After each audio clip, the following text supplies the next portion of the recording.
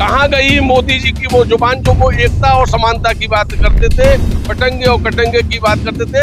आप ये बताइए हमारे बच्चों का होगा क्या, क्या भविष्य है? वो बेकार कर रहे हैं, बेकार यूनिवर्सिटीज में भेज रहे हैं। हम लोग एजुकेशन पे फीस जो दे रहे हैं, तमाम पैसा खर्च कर रहे हैं, वो बेकार है। यह हमारे आने वाली पीढ़ी के जीवन के लिए कठोराघात है और यह उच्च जात के साथ धोखा है।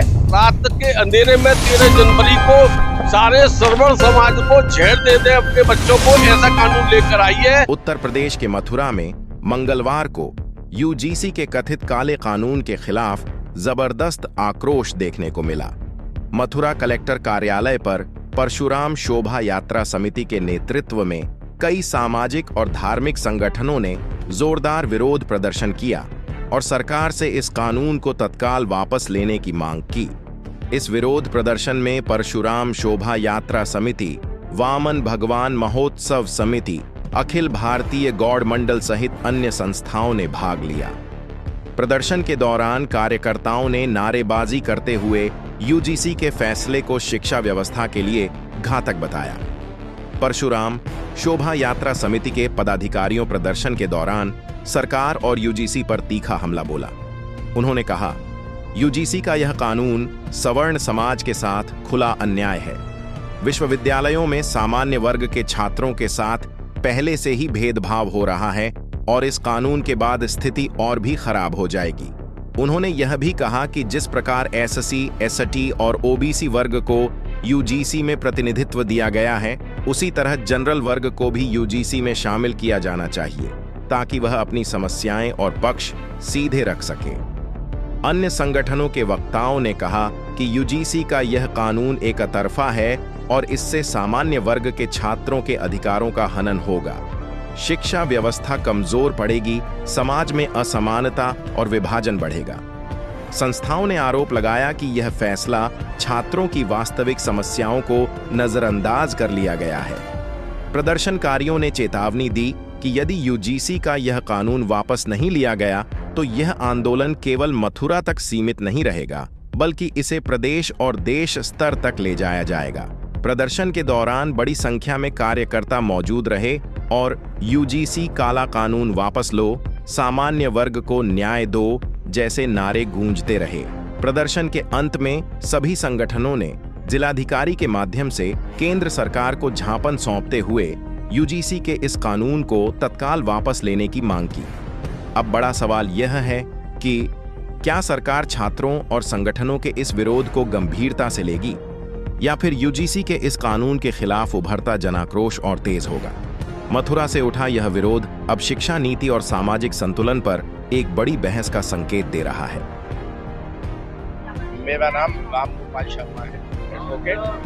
मैं भगवान परशुराम शोभा यात्रा समिति का राष्ट्रीय अध्यक्ष हूँ। यह जो चोरी छुपे यूजीसी कानून जो केंद्र सरकार ने जो कठोराघात हिंदू जात पे और उच्च वर्ग पे किया है, इसका हम विरोध करते हैं और उनसे मांग करते हैं इस कानून को वापस लें। यह हमारे आने वाली पीढ़ी के जीवन के लिए कठोराघात है और यह उच्च जात के साथ धोखा है। जिस प्रकार से ये सरकार उच्च जात के नाम पे आई थी, यह उच्च जात को धोखा दे रही है। आने वाले चुनावों में हम इनको सबक सिखाएंगे और ऐसी सरकार का गठन करेंगे जो सबको बराबर की समानता देगी। और अगर इनको इस तरह का ही कानून लाना है तो पहले आरक्षण को समाप्त करें और सबको बराबरी का दर्जा दें। अगर इनको ये अधिकार ओबीसी एसटी को है तो उच्च वर्ग को भी ये अधिकार दिया जाए। जब इनका बंटवारे की नियत है तो जिसकी जितनी हिस्सेदारी उस हिसाब से इसको बंटवारा कर दिया जाए, ये कानून हम पर ना थोपा जाए। अभी हम माननीय राष्ट्रपति जी के माध्यम से साधारण एक ज्ञापन सौंप रहे हैं। अगर ये केंद्र सरकार मान जाती है तो ठीक है, नहीं तो मथुरा से एक बहुत बड़ी सभी संगठनों को और हिंदुओं को साथ लेके एक बहुत बड़ी सभा और एक बहुत बड़ा आंदोलन मथुरा से छेड़ा जाएगा। और बोलिए जय हिंद, जय भारत। ये यूजीसी जो कानून हमारे ऊपर थोपा गया है, इसके विरोध में हम ज्ञापन देने आए हैं। परशुराम शोभा यात्रा समिति और सभी हिंदुओं के जितने भी हमारे संगठन चल रहे हैं, सभी का ज्ञापन पत्र हम यहाँ लेकर आए हुए हैं। हम विरोध करते हैं ऐसे काले कानून का जो जबरदस्ती हम लोगों के ऊपर थोपा गया है। आप ये बताइए, एजुकेशन फील्ड में कहाँ इस तरह के चीजें लागू होती हैं। वहाँ पर नंबरिंग से एजुकेशन बौद्धिक स्तर से नापा जाता है, ना कि जातिगत आधार पर। आप ये बताइए हमारे बच्चों का होगा क्या क्या भविष्य है? वो बेकार पढ़ रहे हैं, बेकार यूनिवर्सिटीज में भेज रहे हैं। हम लोग एजुकेशन पे फीस जो दे रहे हैं, तमाम पैसा खर्च कर रहे हैं, वो बेकार है, नील है। और इस कानून का मिसयूज भी होगा, ये मैं आपको बता देती हूँ, क्योंकि ये जो बच्चे हैं इनको पहले से ही पता है कि हमारे साथ कानून है, सरकार है। और सवर्णों के बच्चों का क्या होगा ये आप समझ सकते हैं अच्छी तरह से, मिसयूज होगा। और हमारे बच्चे कहाँ जाएं? एजुकेशन में हमारे बच्चे इतने ब्रिलियंट होते हैं, लेकिन फिर भी आरक्षण पहले से थोपा गया है, फिर अब ये बिल लागू कर दिया गया। आखिरकार सवर्ण जाए कहाँ? ये हमें सरकार बताए और इसकी जवाबदेही सरकार की है, तानाशाही नहीं चलेगी। अब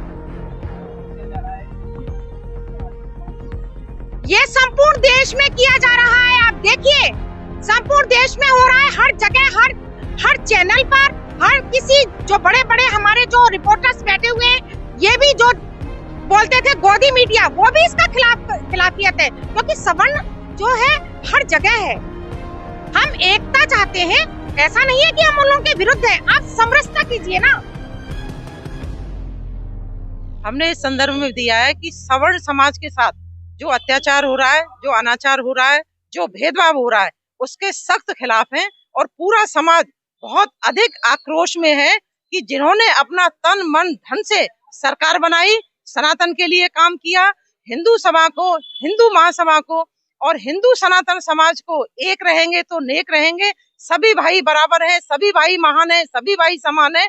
तो ये जो हम लोग एक अभियान चला रहे थे, इस अभियान में इस यूजीसी जो ये कानून लेके आए हैं, जो ये नियमावली लेके आए हैं, जो ये ग्रांट कमीशन लेके आए हैं, ये इतना आघात करता है कि हिंदू समाज को खंड खंड कर देगा।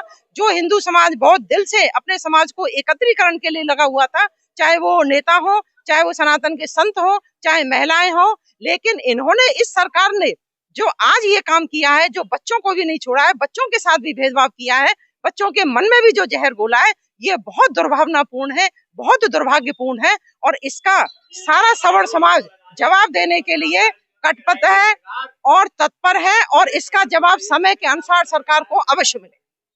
देखिए, देश की सबसे बड़ी पार्टी जिसे कहा था, जिसको हम सत्ता में लाए, बटेंगे तो कटेंगे, एकता की बात करने वाली, समानता की बात करने वाली, काला कानून चोरी से रात के अंधेरे में 13 जनवरी को सारे सवर्ण समाज को झेड़ दे दे अपने बच्चों को, ऐसा कानून लेकर आई है।